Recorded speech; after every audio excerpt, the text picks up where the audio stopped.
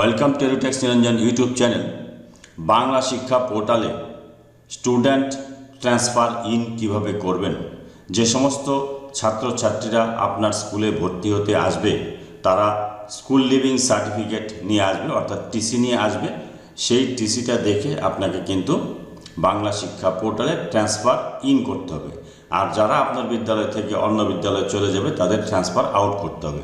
তো transfer out কিভাবে করবেন সেই ভিডিও আমি আগেই করেছি, তার লিঙ্ক এই ভিডিওর ডিসক্রিপশন বক্সে দেওয়া থাকবে। তো আজকে আমি দেখাবো transfer in, student transfer in কিভাবে করবেন সেটা। তো প্রথমে আমি চলে যাচ্ছি বাংলা শিক্ষা পোর্টালে এলাম। বাংলা শিক্ষা পোর্টালে এসে এখানে লগ ইন করতে হবে। লগ ইন করার জন্য আপনাকে ডাইস কোড দিতে হবে। ডাইস কোড দিয়ে তার সঙ্গে 32 দিতে হবে, তারপর পাসওয়ার্ডটা দিতে হবে। ডাইস কোড দিলাম, ডাইস কোডের সঙ্গে 32 দিতে হবে, দিয়ে এখানে পাসওয়ার্ড দিলাম। এবার ক্যাপচাটা দিচ্ছি। ক্যাপচা দিয়ে এখানে সাইন ইন অপশানে ক্লিক করব। দেখুন বাংলা শিক্ষা পোর্টালে আমি লগ ইন করে গেলাম। এবার দেখুন নিচের দিকে রয়েছে স্টুডেন্টস ইনফরমেশনে আপনাকে যেতে হবে। স্টুডেন্টস ইনফরমেশনে আমি ক্লিক করলাম। স্টুডেন্ট ইনফরমেশনে ক্লিক করার পর দেখুন স্টুডেন্ট প্রমোশন অ্যান্ড ট্রান্সফার একটা অপশান আসবে। এই অপশানটাতে আমি ক্লিক করব। এই অপশানটাতে ক্লিক করার পর দেখুন এখানে অপশানগুলো আছে, তার মধ্যে স্টুডেন্ট ট্রান্সফার আউট, তার নিচে রয়েছে স্টুডেন্টস ট্রান্সফার ইন। এবার স্টুডেন্ট ট্রান্সফার ইনে আমি ক্লিক করব। ক্লিক করলাম, এখানে স্টুডেন্ট কোডটা দিতে হবে।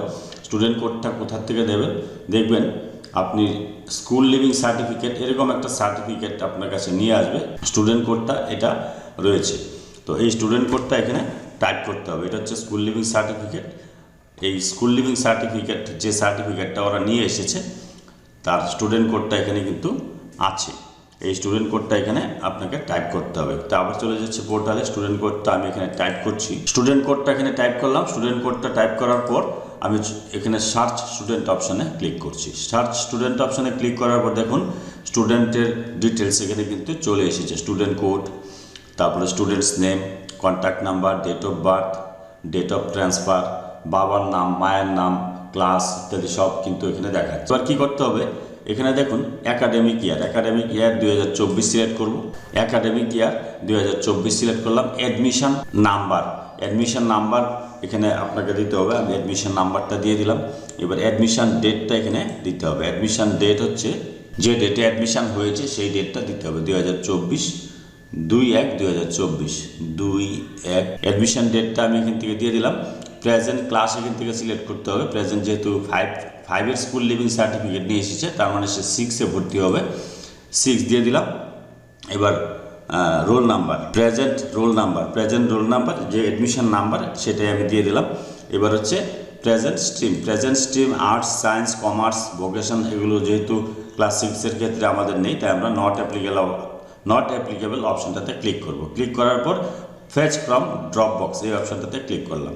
Successfully student fetched from drop box থেকে ফেচড হয়ে গেছে। তো এইভাবে আপনারা করবেন। এবার দেখুন এই স্টুডেন্টটি তার ক্লাস 6-এর লিস্টে চলে আসবে। এবার আমি আবার স্টুডেন্ট ইনফরমেশনে গেলাম। স্টুডেন্ট লিস্ট ভিউ অপশানে ক্লিক করলাম। এখানে ক্লাস সিলেক্ট করব, সেখানে ইয়ার সিলেক্ট করলাম 2024, প্রেজেন্ট ক্লাস 6 করলাম। এবার এখানে সার্চ স্টুডেন্ট অপশানে ক্লিক করলাম।